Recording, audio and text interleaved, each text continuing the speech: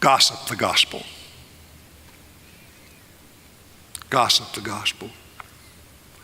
The gospel advanced in the early church not through great sermons preached to masses of people. It was very difficult, as Jim shared with us, for the church to even gather as a group. For the first few hundred years of the church, first couple of hundred years of the church, it was dangerous. That by nature, it had to be an underground movement, and there were no great gatherings with terrific sermons that were preached.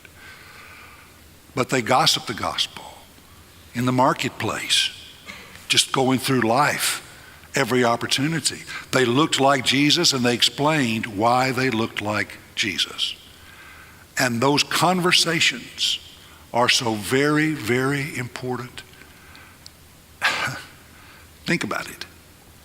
Where are the overwhelming majority of lost people in your community on Sunday morning?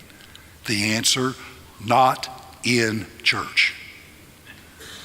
Not in anybody's church. That means if the only conversations we have about the gospel are in church, we are automatically excluding nearly everybody who needs Jesus in our community. We have to have those gospel conversations outside the walls of the church. We have got to get in the habit and custom of gossiping about Jesus everywhere we go. If you live in New Orleans, you're going to talk about food. I promise you, you will talk about food. If you never lived in New Orleans before and you never had many conversations about food, when you move to New Orleans, you will start having conversations about food.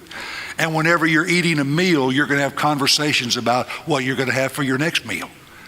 You're going to talk about your favorite places to eat, your favorite dishes, your favorite chefs. You're going to talk about food. You can't live in New Orleans and not talk about food. It's impossible. Why should it be possible to live in the family of faith and not talk about Jesus? We have to create that understanding, awareness, that environment, and gossip the gospel.